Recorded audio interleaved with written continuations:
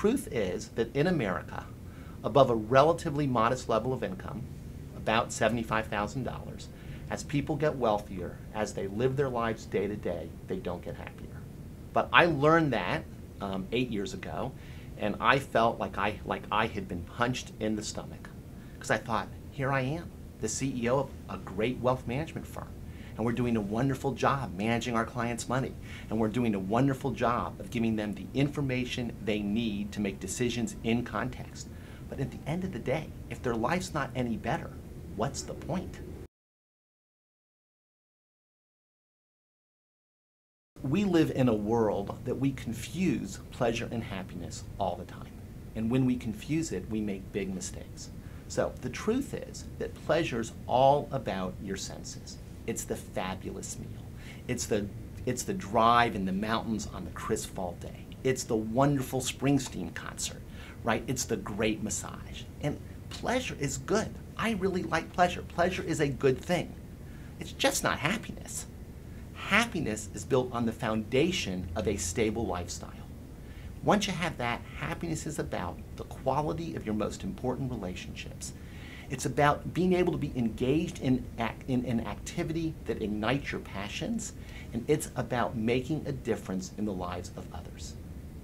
We get it confused all the time. We live in a world that sends us messages all the time. So for example, I'm from Atlanta, Georgia. Coca-Cola is based in Atlanta, Georgia. Coca-Cola's current tagline is open happiness. Well, I like Coke. And on a hot summer day when you're working in the yard or you just finished playing tennis and someone hands you an icy cold Coke, it's great. It's incredibly pleasurable. But trust me, it is not happiness.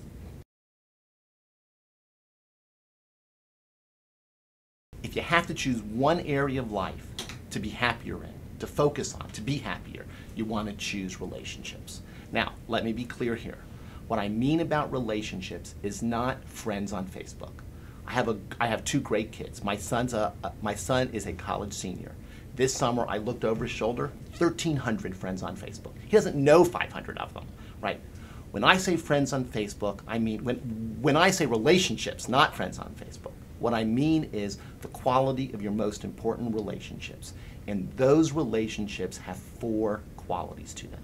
1, they're based upon mutual trust. You trust each other to tell the truth, and you trust each other to give advice in the recipient's best interest. 2nd, they're based on mutual caring. You care about each other. You're there for each other in good times and in bad times, both. And 3rd, and most importantly, you can talk to somebody without fear of judgment. Because we self-discover as we self-disclose.